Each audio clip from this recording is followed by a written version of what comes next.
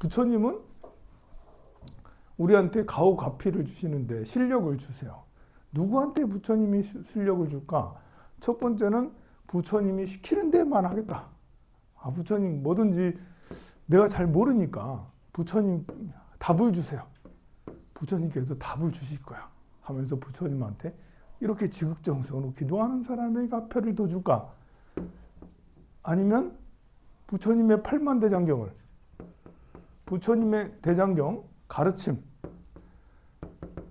속에서 답을 찾아서 그래 이런 거야 라면서 지혜가 나름 늘 부처님의 가르침 속에서 지혜를 찾는, 그래서 스스로 당당한 의심이 없는 이런 사람에게 가피를 더 많이 줄까? 아니면 3번 어정쩡한 사람, 절에 맨날 와가지고 왔다 갔다 하는 시계불알 같은 어정쩡한 사람, 아니면 여기 있어요 어디? 아니면 네 번째 봉사, 정말 중생 구제한다고 무료급식 열심히 하고 청소 열심히 하고 또 이렇게 뭐 이것저것 일을 열심히, 봉사를 열심히 하는 사람에게 가오가피를 줄까? 1번일까요? 2번일까요? 3번일까요? 4번일까요? 어느 사람에게 가오가피를 제일 많이 줄까요? 2번. 하나님의 가르침을 터득하려고 노력하고 거기에서 지혜를 어느 정도 높이려고 하는 사람? 근데 이 사람은 기도를 별로 안 할 수도 있다. 기도 많이 하잖아. 기도는 5시간에, 여기는 1시 30분밖에 안 해. 어느 게 더 나아요? 5시간 해도 5시간이 중요한 거야? 더 지혜를 찾으려고 노력하는 게 더 낫겠죠. 봉사를 10시간씩 해. 어느 게 더 나을까요? 봉사한 사람이 더 나을까? 봉사를 하기 이전에 부처님의 지혜가 더 중요하지 않겠어요? 그럼 기도를 5시간 하는 사람, 봉사를 10시간 하는 사람, 누가 더 나을까? 일단은 가피 받는 거는 부처님 곁에 있는 게 더 낫지 않겠나? 물론 봉사하는 사람이 기도까지 해가면서 하면 그럼 킹왕짱이지. 봉사하는 사람이 강의도 열심히 들어. 스님 강의도 열심히 듣고 금강경도 열심히 공부하고 또 뭐 이제 새로 경전방 개강하는데 열반경 하는데 열반경도 나 한번 공부해봐야지. 그렇게 하면서 어떻게 하면 나 지혜로울까? 그렇게 하는데 기도도 열심히 해. 그런데 봉사도 열심히 해. 그러면 킹왕짱이라니까. 이게 제일 가피를 제일 많이 받아요. 결국은 가만 보면 어제 여러분들한테 누가 소원이 잘 성취될까 했을 때 첫 번째는 가피라고 그랬잖아요. 부처님 가피. 두 번째는 나의 에너지, 나의 기, 나의 지혜 이런 거라고 그랬잖아요. 세 번째는 공덕이라 했잖아. 가만 보면 2번이 다예요, 사실. 2번이 왜냐하면 이런 사람에게 가피를 많이 주잖아. 두 번째 나의 에너지가 자신 부처님 지혜를 갈고 닦아서 당당해. 그리고 남에게 피해를 주기보다는 미소와 친절로 이렇게 사람들에게 기쁨을 줘.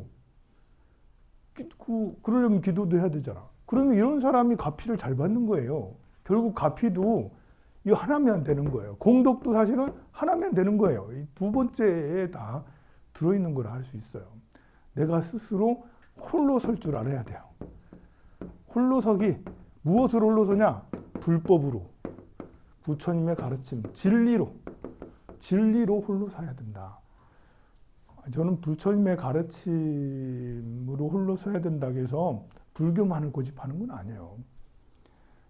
뭐 기독교든 이슬람이든 서양 철학이든 동양 철학이든 거기서 홀로 서면 되는데 불교의 목표는 본래 홀로서기예요.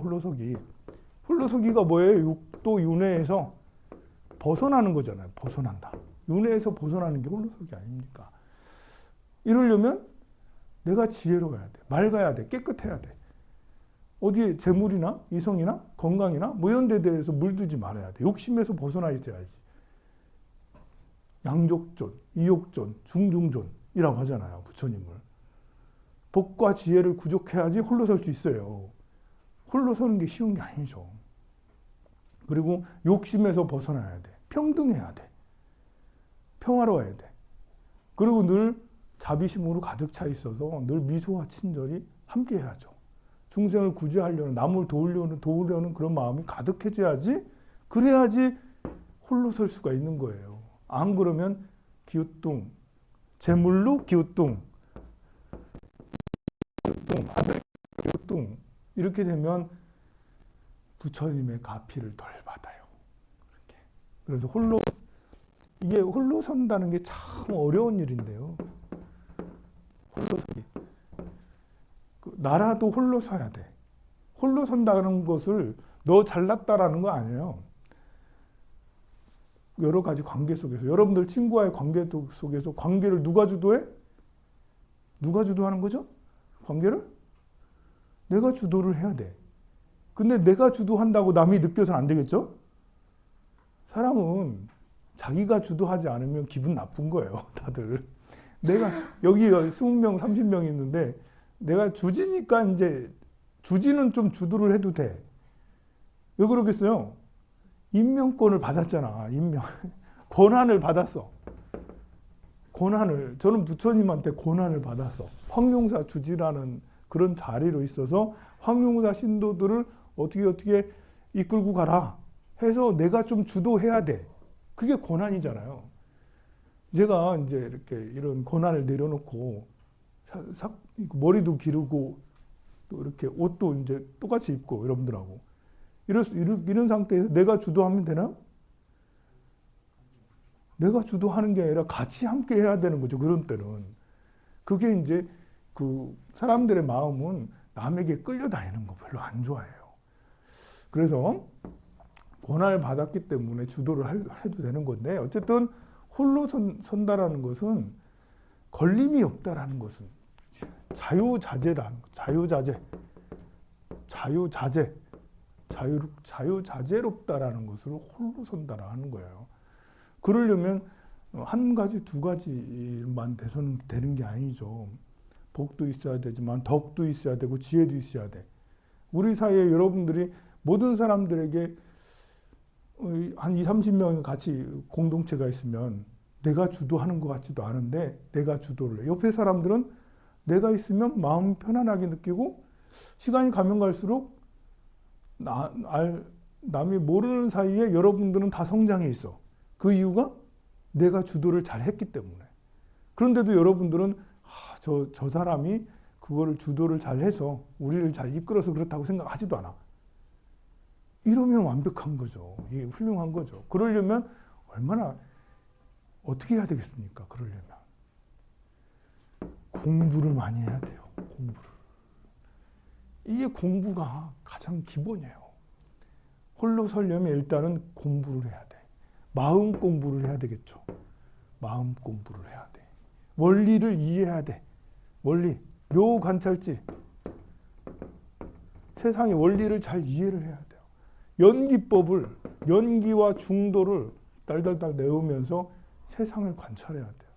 역학관계를 잘 이해해야 돼. 부모 자식 간의 관계는 어떤 것이 더 좋은가? 부부 관계는 어떻게 해야 되는가?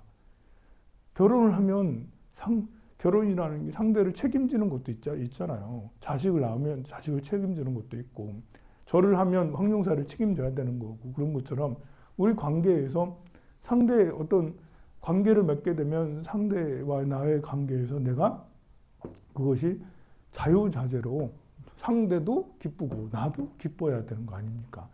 그러려면 그렇게 되지 않는 최대의 적은 뭐겠어요?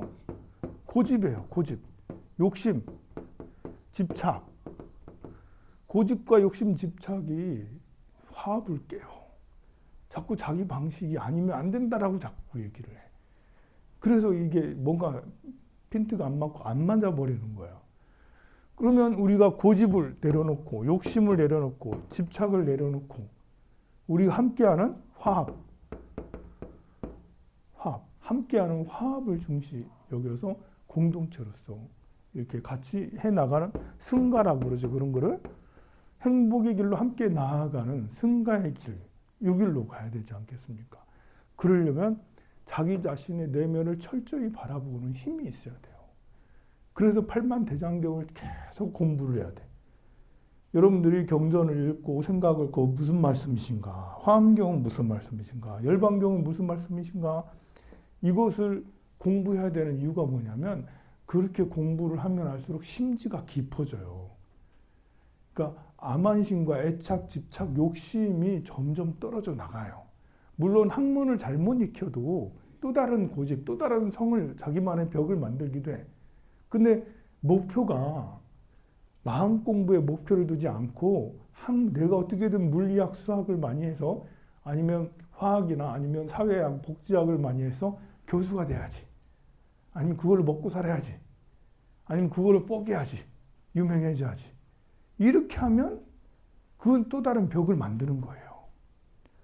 우리가 학문을 닦아 익히는 게 유교든 불교든 도교든 학문을 닦아 익히는 것을 자아성찰, 자기성장, 내 내면의 문제를 파악하고 그것을 해결하기 위한 방편으로 배운다면 그러면 그것은 나의 집착과 애착, 욕심, 무명을 버리고 그것을 점점 줄어들게 하는 거예요.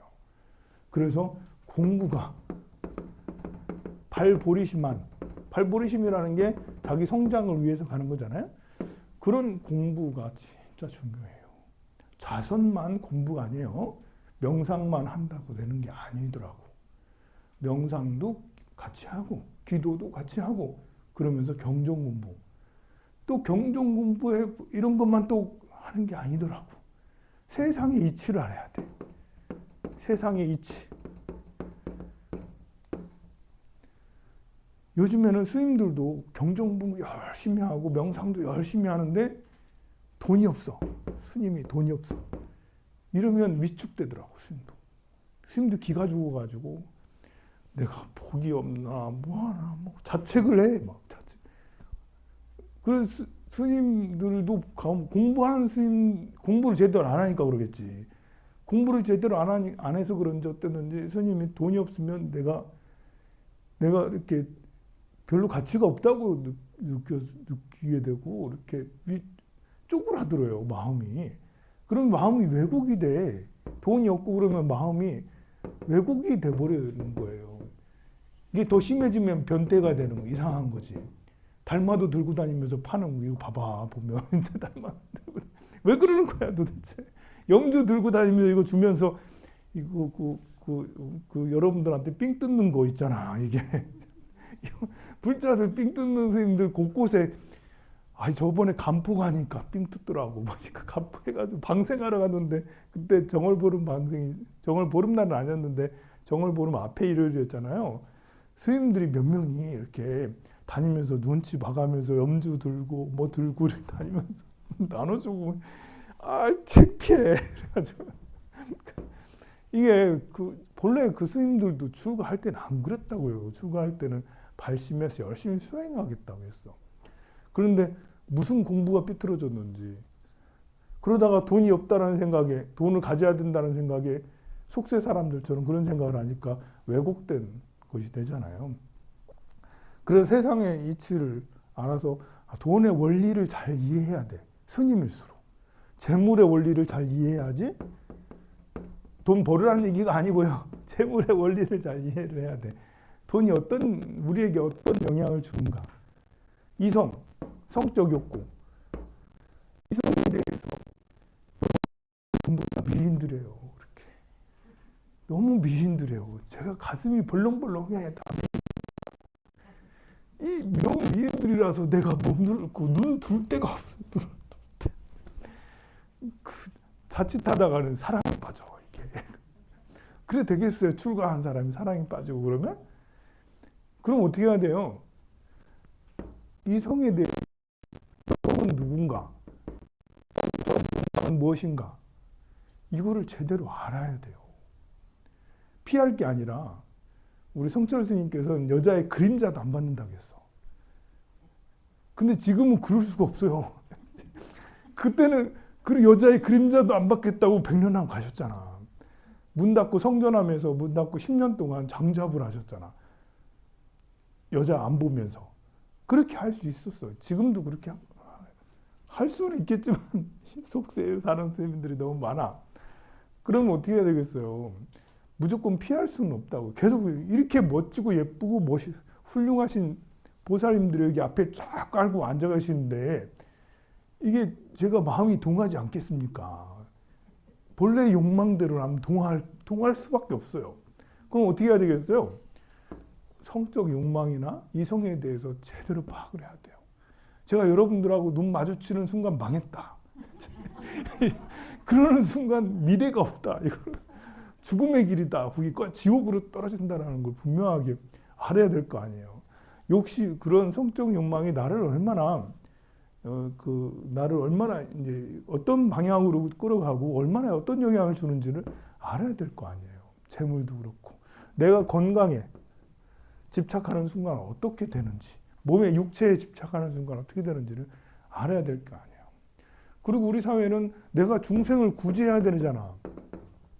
중생구제의 서원을 세웠잖아요. 보현행원이면 이제 이렇게 항순 중생원이 있잖아요. 중생을 부처님처럼 받들어 모셔야 되잖아. 여러분들도 행복해야 되잖아. 그러면 우리 사회 체제에 대해서 잘 이해를 해야 돼요. 사회 체제는 정치잖아요. 어떤 체제를 이루어가고 있고 어떻게 흘러가고 있는지 국가가 하는 역할이 스님이 하는 역할의 몇백 배, 몇천 배나 돼요. 스님이 아무리 중생구제를 열심히 하려고 해도 국가에서 여러분들한테 한 달에 30만 원씩 다 노인연금 주겠어요? 야, 이거 한 방이면 그냥 한 달에 30만 원이라 한 달에 100만 원씩 줄게요. 제가 대통령 되면 65세 이상 무조건 다 100만 원씩 딱 주겠습니다. 100만 원씩 딱 주겠습니다. 되면 그러면 제가 아무리 여러분들한테 떡을 맨날 만들어서 나눠주고 이러는 것보다 그냥 60세, 65세 이상에게 100만 원씩 딱 주면 그러면 빈곤 문제가 다 해결이 돼. 그럼 여러분들 편안하게 저는 말년에 부처님 곁에서 열심히 독경이나 하면서 살겠습니다. 한 달에 100만 원이면 충분해요. 여러분들이 뭐 디올백 가질 필요는 없잖아. 여러분 디올백 갖고 다닐 필요 없어. 여러분 네. 여러분들이 뭐 외제차 타고 자동차 안 굴려 다니고도 돼. 이제 60세가 넘어가면 그냥 버스 타고 다니고 그냥 절에 다니면서 이렇게 등이나 한 번씩 올리고 그냥 불전함에 1,000원 이렇게 넣고 그러면서 소리 마소리 소리 사바 소리 마소리 이렇게 소리 마소리 이렇게 하면서 이렇게 그 10년 후에도 20년 후에도 불법의 깊이는 끝도 없어요. 공부라는 게 끝도 없어요. 얘기하잖아요. 황룡사 공부는 불교만 공부하는 게 아니야. 황룡사 오니까 역사 공부도 해주지. 역사도 꼭 알아야 돼요. 이 정말 우리 조선시대가 왜 망했냐 이 생각을 하면 정말 답답해요. 조선시대가 망한 것은 변화를 따라가지 않아서 그런 거잖아요. 우리는 성리학, 고리탑은 성리학, 이 계급, 뭐 양반, 평민, 뭐 왕 이런 것에 계속 매몰돼 있다고 변화를 제대로. 그리고 사대를 너무했어. 우리가 홀로 서야 되는데 나라가 홀로 서야 되는데 이 중국 명나라 청나라의 사대를 너무 하다 보니까 우리나라가 너무 평화로운 거야. 거기다 조국만 갖다 바치면 되거든. 돈만 딱 갖다 바치면 그 청나라하고 명나라의 돈만 이렇게 1년에 뭐 수십조만 1조, 2조 정도 갖다 바치면 우리는 군대를 키우지 않아도 돼. 아주 평화롭게 살아. 청나라가 명나라가 다 해주니까. 그리고 결국은 우리 군대도 없었어. 근데 일본이 강해졌잖아요. 일본이 강해져가지고 우리나라 오게 되면서 우리가 군대도 없어가지고 이렇게 빌빌대고 있으니까 또 외교도 잘못했어. 사대를 오랫동안 했는데 청나라가 망했어. 그냥. 그 1840년 아편전쟁 되면서 청나라가 완전 종이호랑이였다. 전 세계 제국주의들한테 뜯겨나가기 시작했잖아요. 심지어 일본한테도 져서 청일전쟁에서 졌잖아요. 일본은 러일전쟁까지 해가지고 러시아까지 격파를 해. 그러니까 4대주의밖에 몰랐던, 4대밖에 몰랐던 조선은 어떻게 해야 되는 거지? 제일 센 게 일본이네? 근데 처음엔 계속 청나라한테 붙었다가 안 되니까 러시아한테 가서 붙었지. 러시아에서 안 돼서 보니까 러시아를 이긴 일본이야. 일본이 제일 세네? 외놈이었는데? 옛날에는 임진왜란 때는 완전 적국이었는데? 그래서 일본하고 가까이, 일본은 또 이제 우리나라를 침략하려는 그 야욕들. 어쩌든 그래서 1905년에 을사늑약해서 1905년에 늑약에는 외교권이 박탈되는 거예요. 그러니까 우리 일본이 한 방에 우리를 다 먹은 게 아니고 일찍부터 이제 19세기 후반부터 갑오 경장 이런 시절부터 1895년 갑오 경장이잖아. 그때부터 참견해서 이래라 저래라 혼수를 뒀다고. 그러더니 1905년은 아예 외교권을 박탈시킨 거예요. 우리가 외교를 해줄게. 1907년은 군대를 해산시켰어. 몇 명 있지도 않은 군대에 너네들 군대가 필요 없어. 우리가 그냥 치안이고 외교 국방이고 다 해줄게. 그러면서 군대를 해산시킨 게 1907년이에요. 그리고 마지막으로 1910년에 경술국지 8월 29일, 10월 29일이던가? 8월 29일이던가? 8월 29일. 8월 29일에 아예 이제 그 주권까지. 이제 황제가 그때 순종이었거든. 고종 황제가 끝까지 일본에게 약간 항거를 해요. 너네들 말 안 들을 거야. 자꾸 말을 안 들어. 그래서 강제로 고종 황제를 내려앉히고 고종의 아들 순종을 황제로 올려놔요. 순종이 약간 그 치매람 좀 그렇고 바보기가 좀 있었거든요.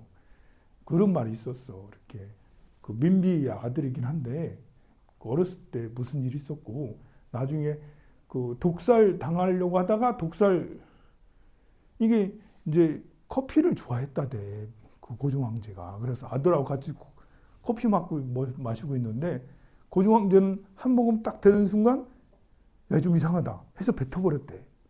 근데 아들 순종은 그걸 먹어버렸대. 그 이후로 더 나빠졌다는 거지. 그 독 먹어가지고. 어쨌든 이 순종 황제가 1910년 8월 22일쯤에 국무회의, 마지막 국무회의를 하게 되거든요.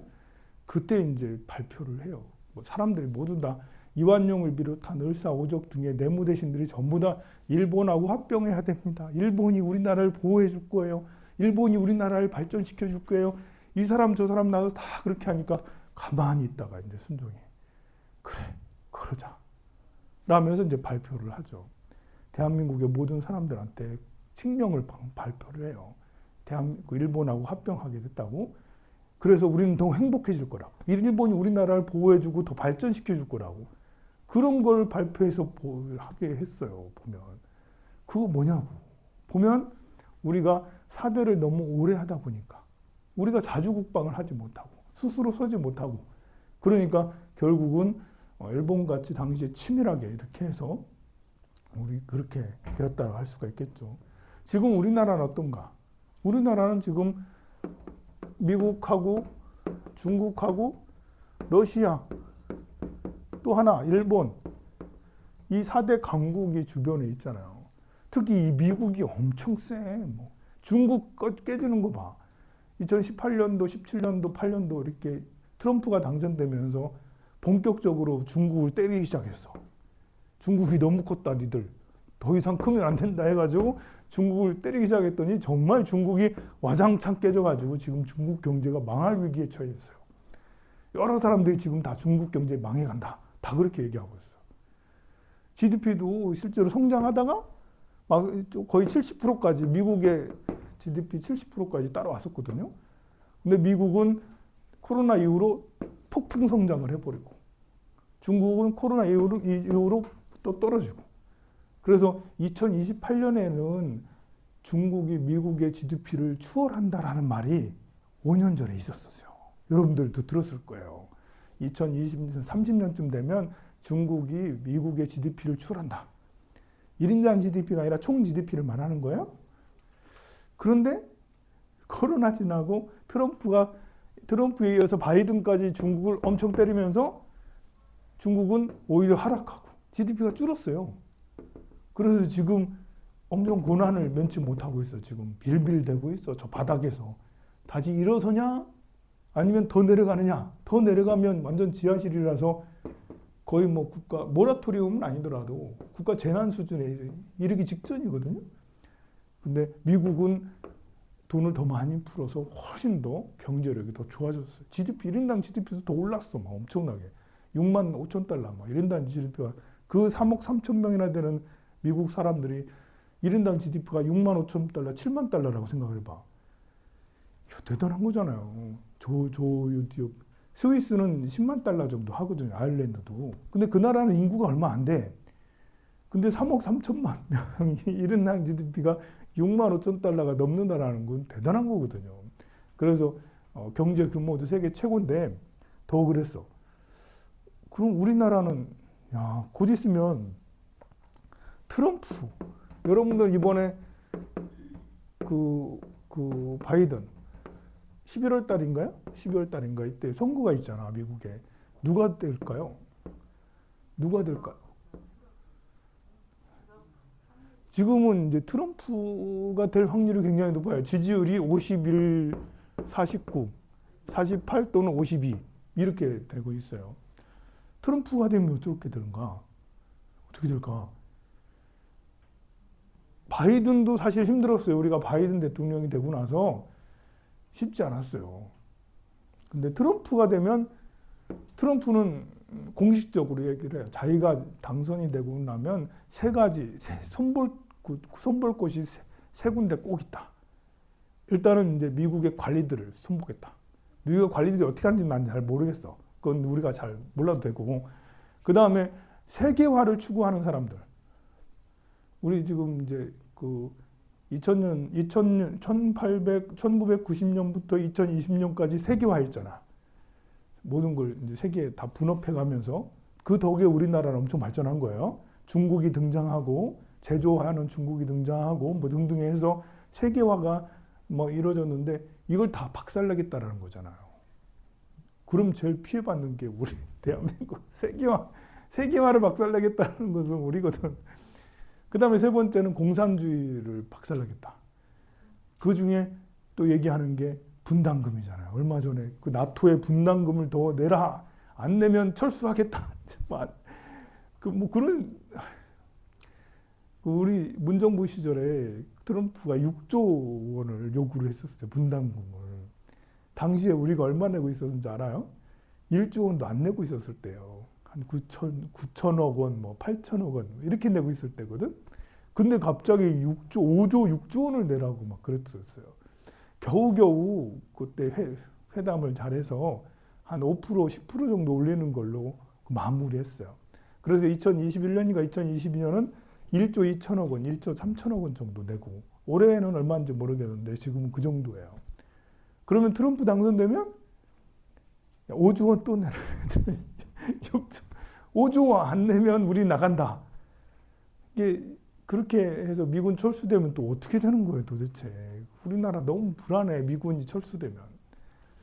사실 미군은 철수하기가 어려워요. 왜냐하면 미국 국회에서 2만 5천 명 정도는 항상, 2만 명 정도인가요? 항상 주한미군을 한국에 주한미군을 둬야 된다는 법으로 제정이 돼 있어요. 만약에 이제 철수를 하려면 그 법을 개정을 해야 돼. 미국의 상원, 하원 의원들이 서로 합심을 해서 개정을 해야지 되는 거니까. 그런데 행정명령이라는 게 있잖아요. 이 미군 통수권은 미국 대통령이 갖고 있다고.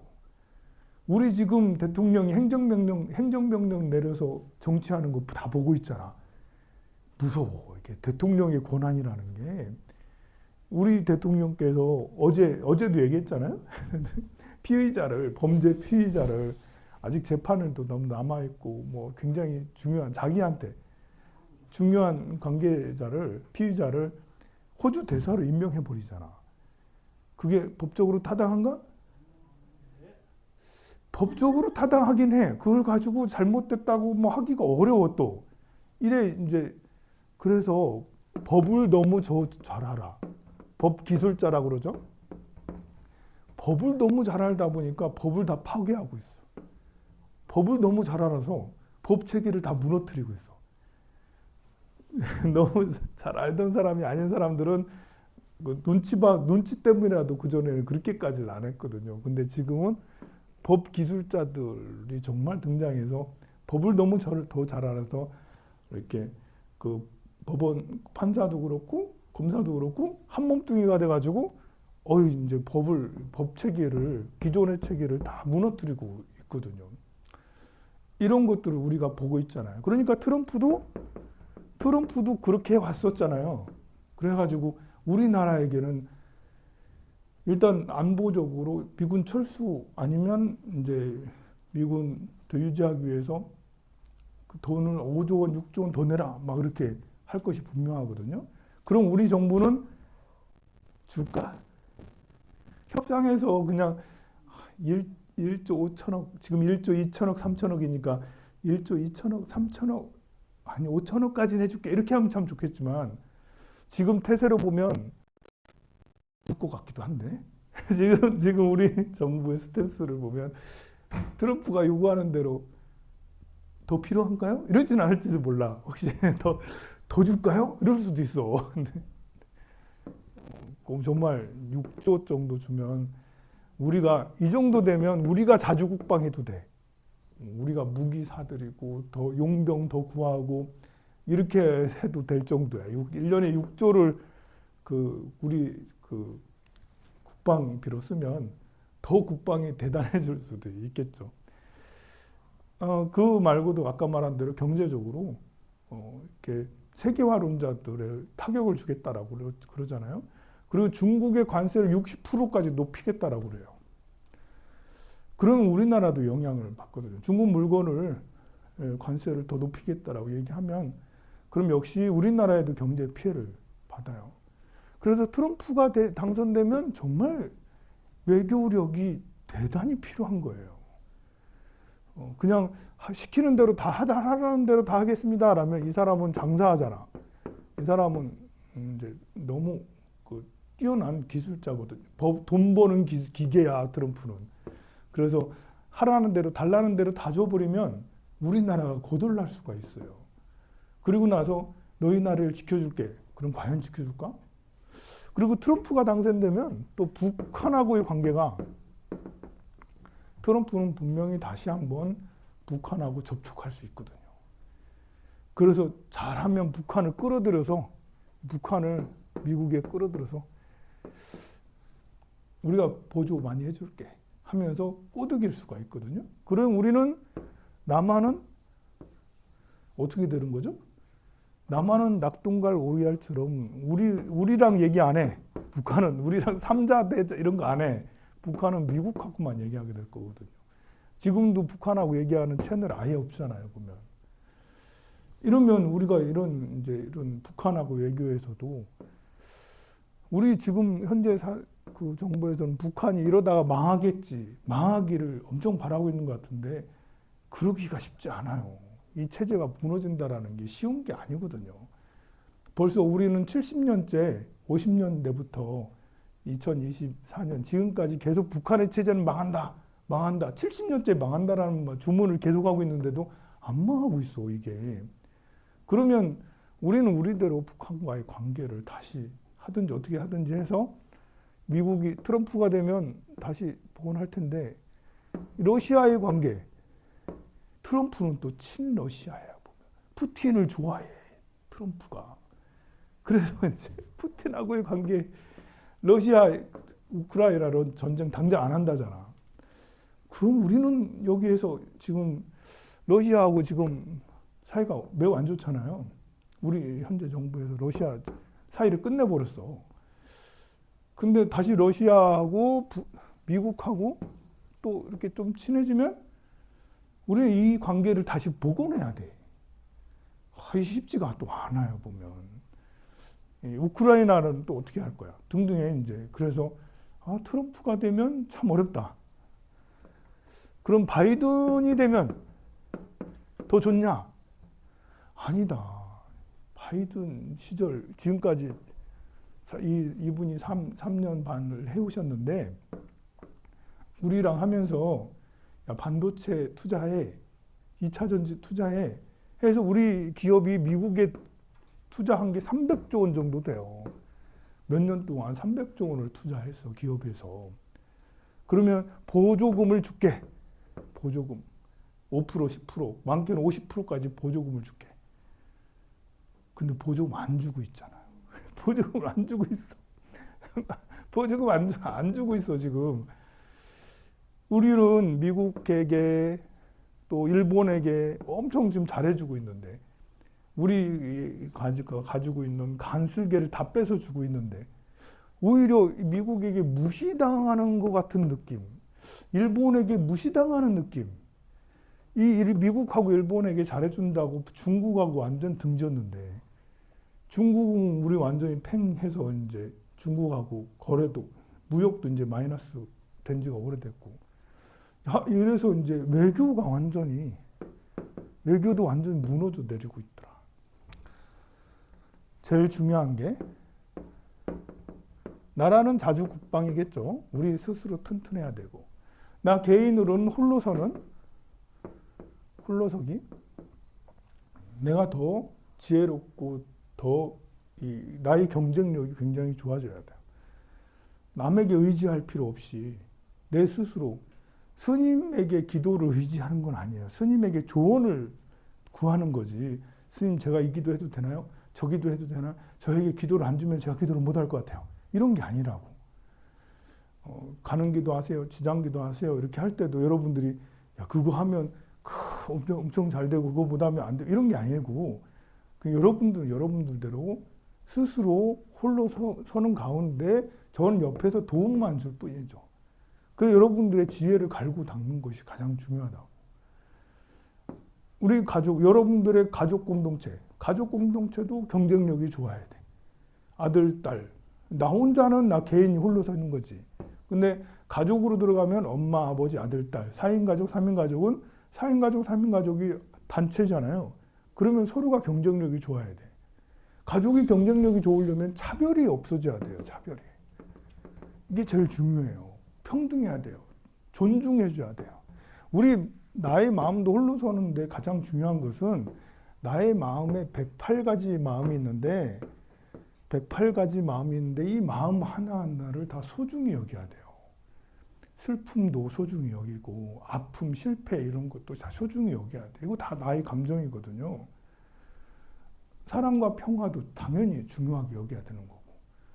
내가 우울했을 때 우울한 감정도 나의 감정이란 말입니다. 우울한 건 나쁜 거야? 누구를 미워하는 건 나쁜 거야? 이럴 게 아니라 미움도 자연히 일어날 수 있고 우울한 것도 일어날 수 있어요. 수용하고 그것을 분석해서 이것이 나에게 어떤 영향을 주는지를 잘 이해를 하고 그거를 극복해 나가야 돼. 부정적인 걸 극복하고, 부정적인 게 나쁜 게 아니에요. 부정적이어야지 성장할 수 있고 더 깊어질 수 있어요. 긍정적인 게 모두가 좋은 건 아니죠. 긍정적이기만 하면 깊이가 없어져요. 그래서 긍정과 부정을 잘 조화롭게 해 나가는 것이 나의 홀로 서는 거 중요하죠. 가족들도 마찬가지예요. 가족들도 3인 가족, 4인 가족, 2인도 가족이죠. 2인 가족 이렇게 할 때도 우리 가족 공동체가 경쟁력이 있으려면, 우리 가족이 힘이 세지려면 존중해줘야 돼요. 상대를 존중해야지 차별이 없어져. 차별이 있는 순간 한 사람은 병신돼요. 남녀가 차별이 있으면, 옛날에는 이제 대주만, 밥도 대주 맛있게 하고, 보살님 부인은 이제 부뚜막에서 밥 먹고, 이제 옛날에는 1930년대까지만 해도요, 여성들이 이름을 갖고 있는 사람이 별로 없었어요. 1930년대 100년 전이잖아. 100년 전만 해도 여성의 50% 이상은 이름이 없었어. 김씨, 아무개, 개똥이, 이름이 잘 없었어요.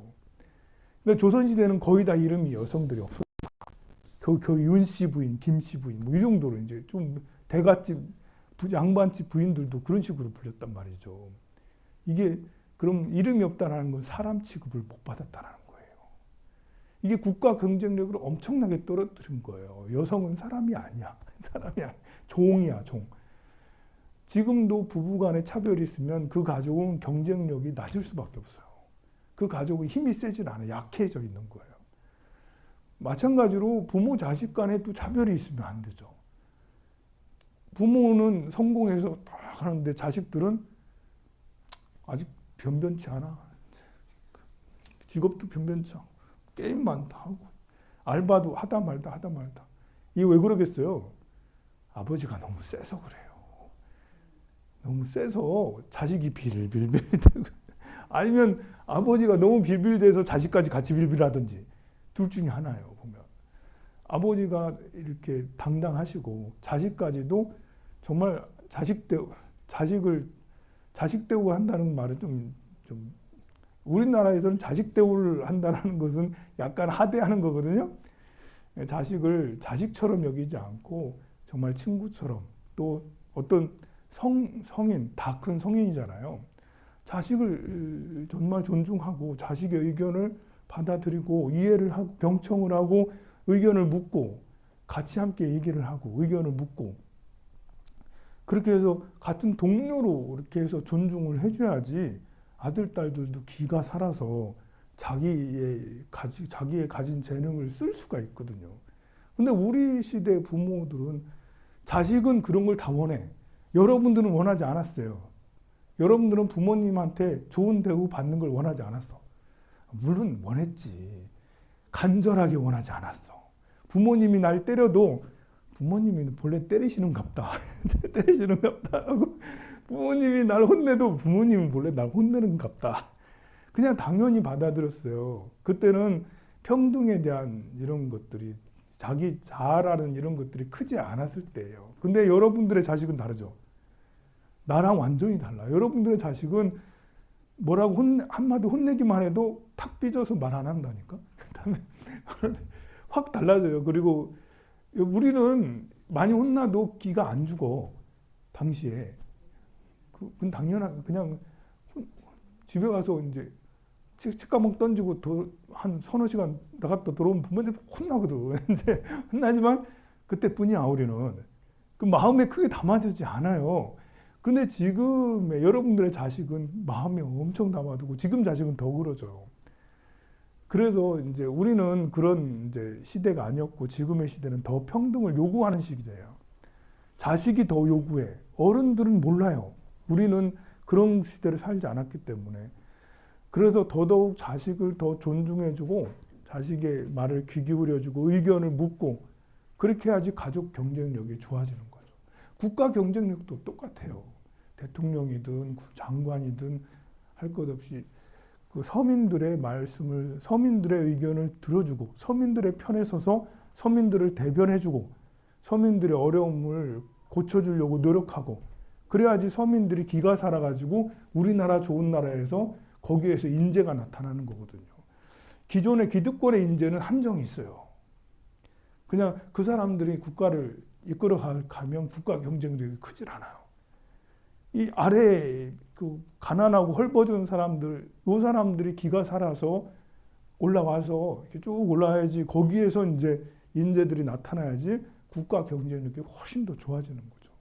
근데 기득권만 막 이렇게 잘해주고 서민들은 나 몰라라고 짓밟고 이러면 국가 경쟁력이 약해질 수밖에 없어요.